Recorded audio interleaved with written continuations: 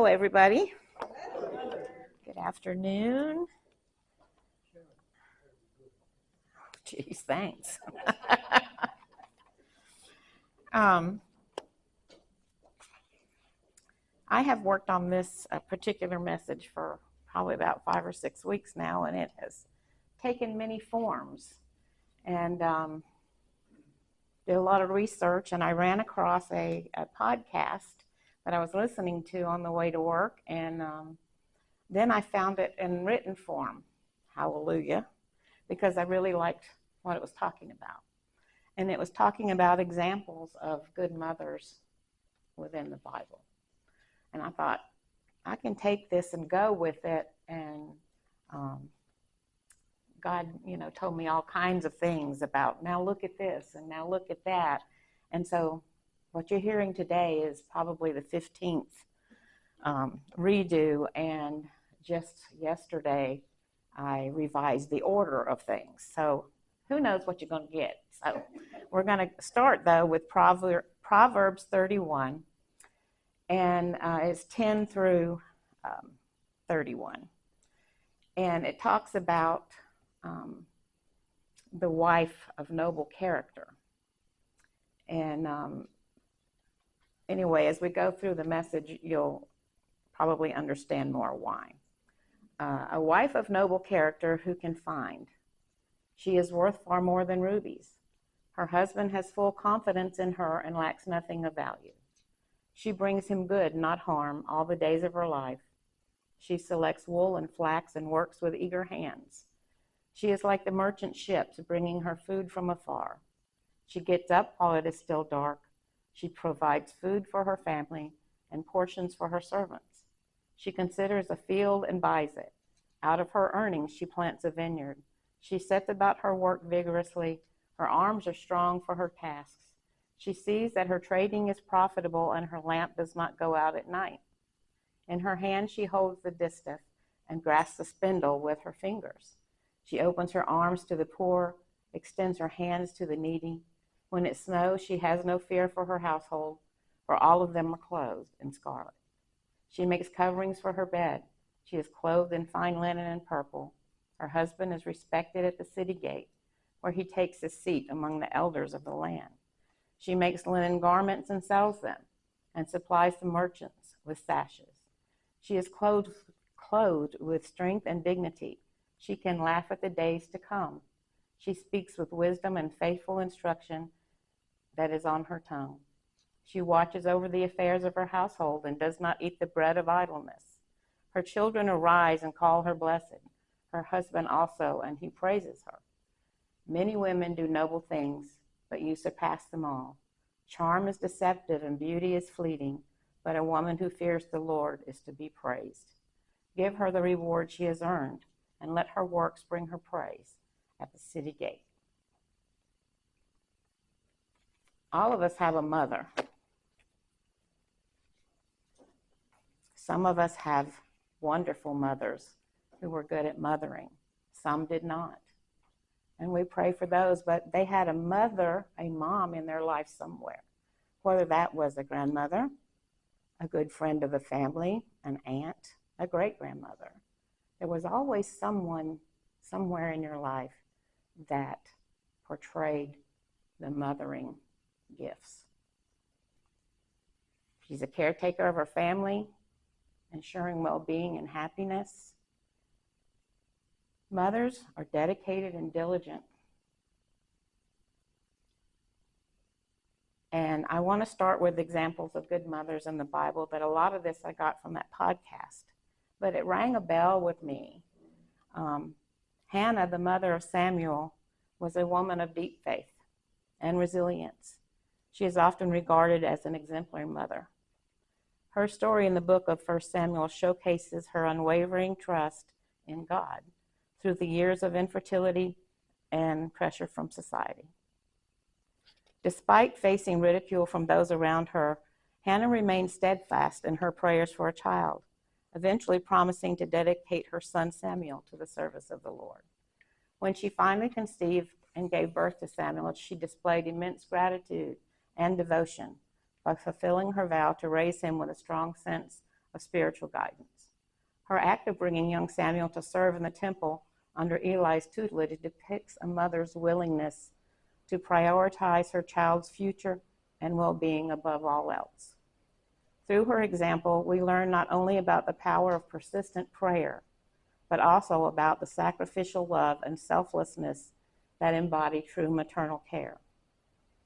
And then on to Sarah, the mother of Isaac.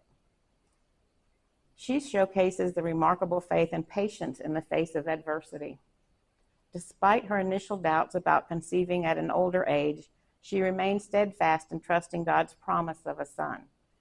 Her unwavering belief serves as a reminder that motherhood is often intertwined with faith and obedience to divine plans.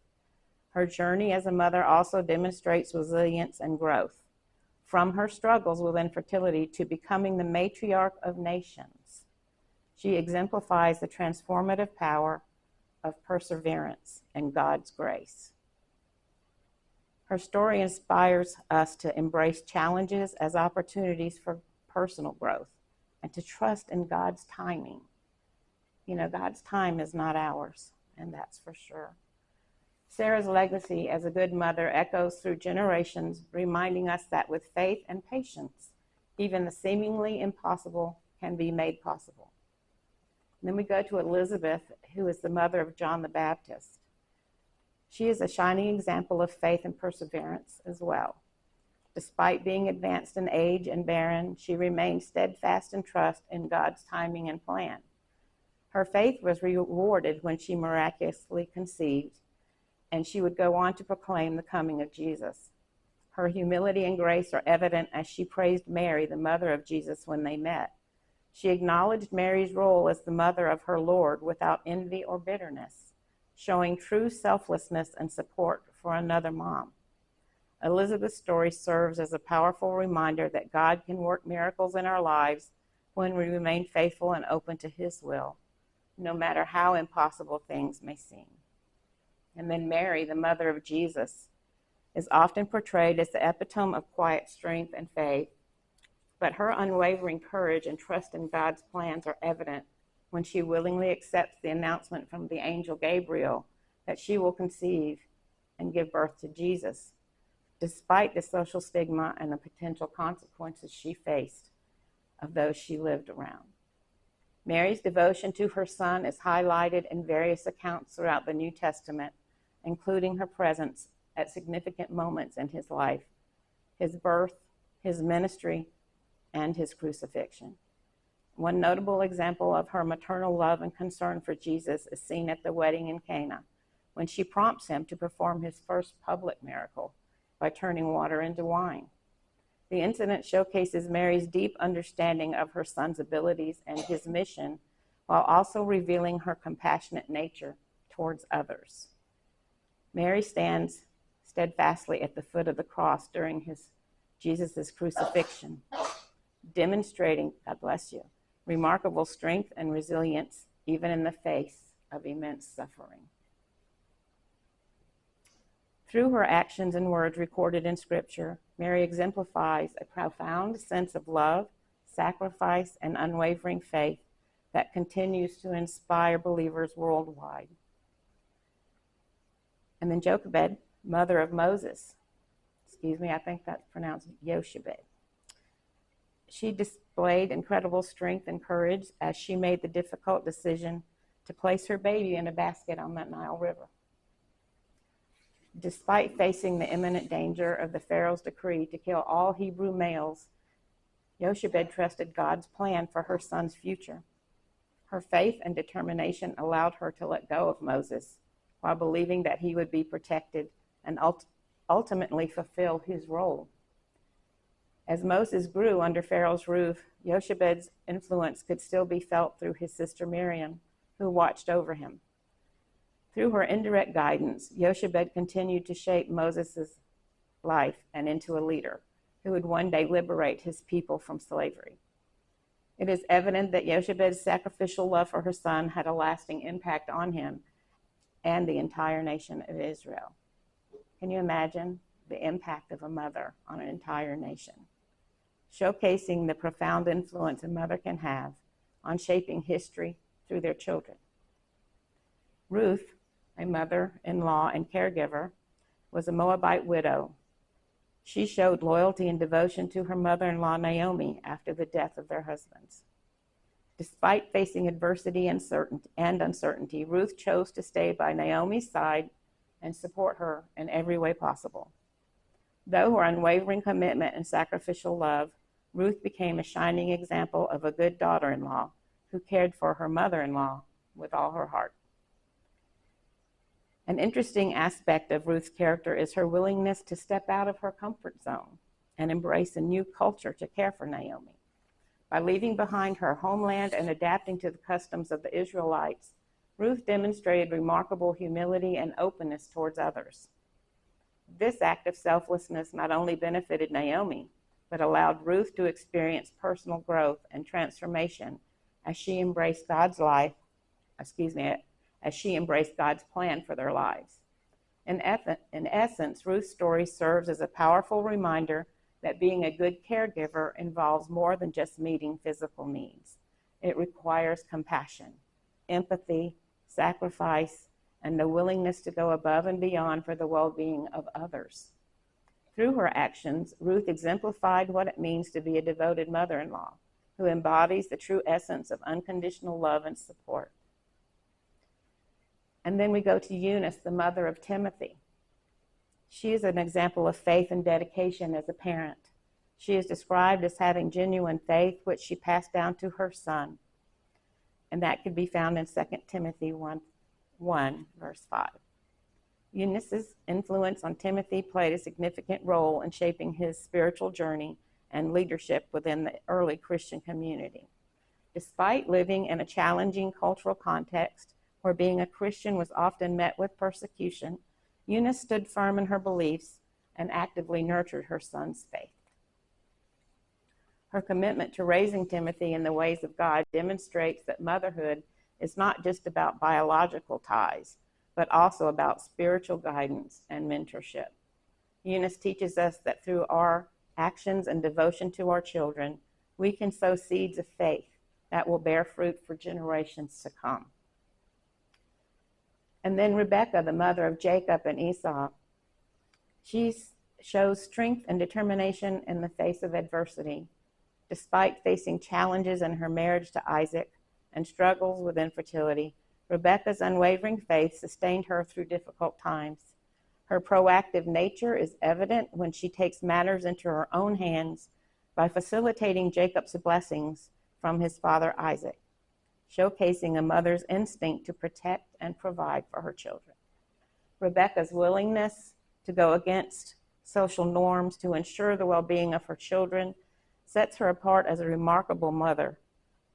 Her wisdom in discerning God's will and guiding her sons toward their destinies symbolizes a deep maternal intuition that transcends circumstance. We are reminded of the powerful influence a mother can have on shaping the future of her children through love, sacrifice, and steadfast faith. Now, after reading all of these different things about the mothers in the Bible and what kind of characteristics that they have, such as love and sacrifice and the strength and the strong faith they had, I thought, okay, how can I bring this more to today? We can look back and see what happened and read our Bible and the scriptures and read what these women did and what their lives entailed. But if we look at today, the only examples I have are the women in my family.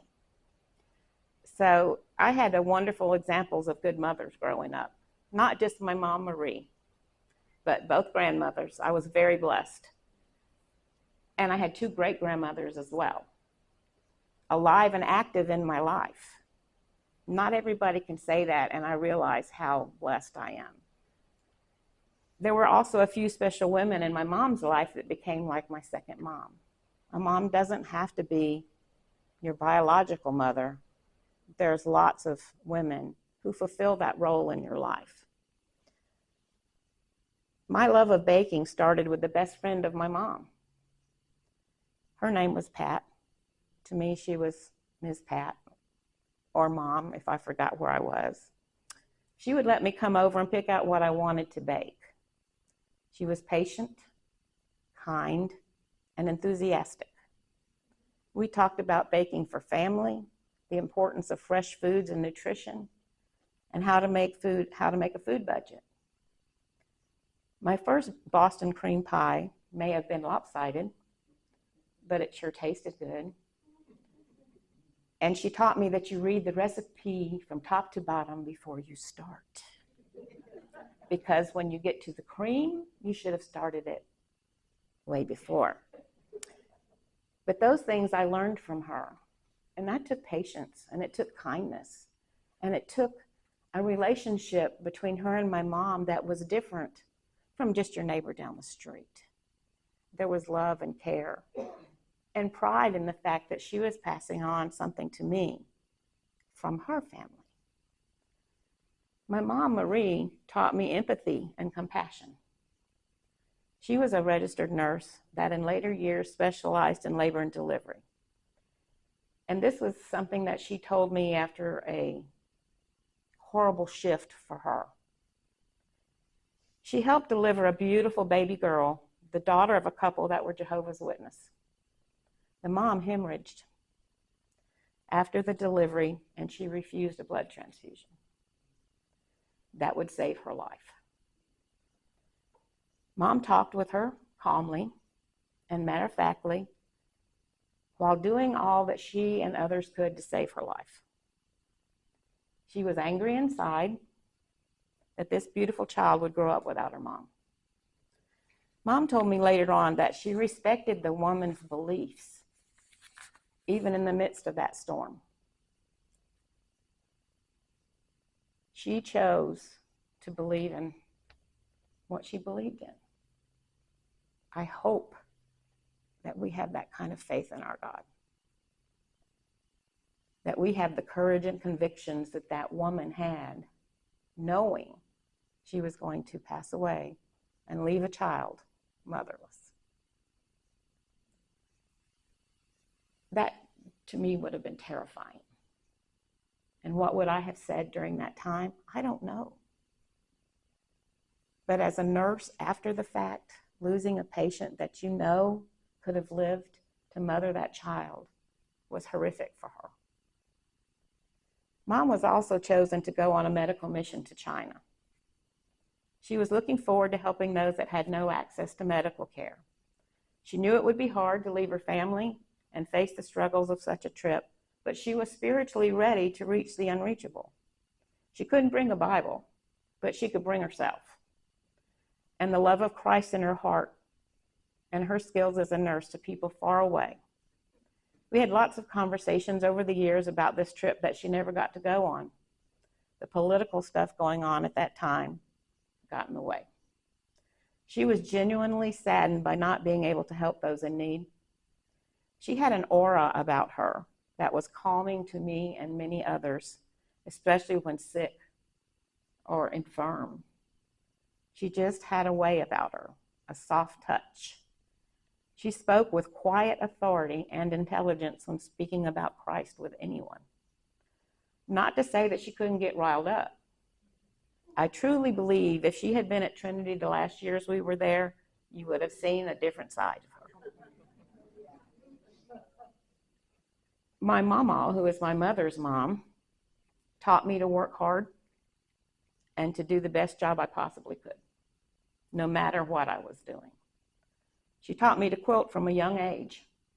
I played underneath the quilting frame for many years. She gave me the first needle and thread and 2 pieces of material to sew together. And as I got older, I was allowed to add a few stitches to the quilt on the frame. Now that was a big deal. And she hovered over me to make sure they were right.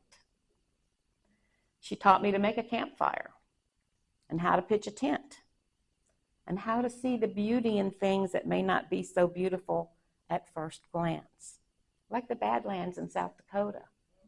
They're gorgeous. It's desert, but it's gorgeous. How to go to the Grand Canyon and see the colors that God put there, not just the hole in the ground. My granny, which is my mama's mother, my mom's grandmother, taught me to sew and to love a flower garden. Zinnias and thrift are still my all-time favorites. She let me help her plant strawberries and cucumbers and eat the produce when ready right out of the garden. She let me use her treadle sewing machine, and I made hundreds of glorious items for Barbie and my Western dolls. She encouraged me in all things and tried to teach me to make sweet milk biscuits, but I still can't do it unless you want a hockey puck. She was patient and kind and interested in what was going on in my life. We spent many hours on the front porch swing, and she would do what she called reading the clouds. What she really meant to this day, I don't know. Now, my grandmother Edwards, who was my dad's mom, from Germany and England, taught me how to use the right spoon, the right fork, which glass to drink from, and how to set a proper table. She was born and raised in New York, a flapper during the 20s, and I have pictures if you ever want to see them. A minister's wife, and one of the first female students at Wesleyan University in South Dakota, while her husband was finishing up his degree in theology. She then worked as a telephone operator in New York City before she had her sons. And she's had some stories. Grandma taught me the value of education and that women can thrive no matter where they are. Now, she was married to my grandfather, who was a Methodist minister, and actually had a circuit church in South Dakota, riding in a wagon pulled by horses. So she knew of what she was speaking. She was a wonderful homemaker. She ran an unwed mothers group in polite society in the 50s. Instruction in infant care, cooking lessons, how to sew and knit, a layette, crochet, whatever the women wanted to learn, but never had a chance to. She taught Bible school every summer, and the crafts we did would fill a room. From a stuffed cat made out of a man's pair of black socks to anything made with plaster of Paris, it was all wrapped up in how Jesus loved us, no matter what, and that helping our friends and family was not just important, but necessary. That's all wrapped up in being a good mom. A mom is seen as a nurturer who provides love, and I think all of them did for me, guidance and protection to her children. The story of Mary, the mother of Jesus, to me, serves as the most powerful example. Now, there was one more lady in my family. She was my great-grandmother, my dad's grandmother, and she came to the U.S. when she was 2 from Germany, immigrated here with her family. Big, staunch German woman. She is the one who taught me that wrestling was fake. We would go to visit her on the weekends in New York, and it's really the only time she let loose was on, I think it must have been a Saturday night, and they'd pull her chair in front of the TV so she could watch wrestling. And we'd walk in the house, and it never failed that she was yelling something at the wrestlers on TV. And the one that sticks out to me is, rip off his arm and hit him over the head with it. I've had characters in my life that I love greatly, and she loved us greatly and was in church every Sunday after watching wrestling the night before. But she loved her great-grandkids. She was the one that gave me her recipe for yeast bread. Does Sharon make yeast bread? No. Because we would walk in her house and smell yeast, from the bread rising or baking. But how she got them to rise is the fun part of the story. She would make bowls of dough, and they'd be out on the counter, big bowls. She would cover them with her mink stoles to help them rise. the saran wrap, the mink coat on this one, the stole on that one, another mink over here. Depending on how much she'd make, she'd call my grandmother and ask her to bring hers over too. Now that sounds like they might be rich. They weren't rich in money, but they were rich where it counted, in family and in love, in tradition, and passing on the love from others to us kids. I've had many aunts and uncles who I didn't know until the last 10 years were not an aunt and uncle. They were those, what we call in Hawaii, calabash kissing cousins. They were just good friends of the family who had been friends of the family, their whole lives. And so I had many aunts and uncles who didn't know they weren't, but I was raised with them as if they were. That kind of family, that kind of love is what a mother brings. And I want everyone to remember that. Mary's unwavering faith in God and her willingness to sacrifice for her son symbolizes the essence of what it means to be a great mom. Their stories, and maybe even mine, remind us of the importance of nurturing our children with love and instilling in them a strong foundation of faith. All of them in my life were Christian women. My mama maybe didn't go to church her whole life, but she went with us when she was with us. And I remember a phone call that my dad got one night out of the blue. She'd been going to church with my cousin and his wife. She was baptized at 90 years old. My dad was dancing around the house. My mom was smiling from ear to ear. Even though she had not gone to church her whole life, she had been exposed to Jesus. She knew who it was. And she brought that love to each of us. She's the one that took me all over the United States camping every summer, from one end to the other. The only state I haven't been to is Alaska. And that's because I don't know why she didn't want to go through Canada. It wasn't the United States, I guess. I don't know. It's the only state I haven't been to. Well, the only state she hadn't been to was Hawaii, and she got on the plane for the first time when I graduated from high school and came to Hawaii. So we've both been to 49 states. We're just missing one. So let us reflect on our lives and actions and strive to emulate these strong women. Let us draw inspiration from the biblical examples and strive to be good mothers who leave a lasting legacy of love and faith for the generations coming up. My girls are both good women. Both were blessed with the presence of my mom, their mama, my mother-in-law, and hopefully by me. It takes strong women, especially in today's world, to raise children that will direct the future of mankind. I urge everyone to stay strong in your faith, and when you have a chance to interact with any youth, please do so. Share experiences or a hobby with them, and let God guide the way. Sharon, you was great. Oh, well, thank you. Appreciate that.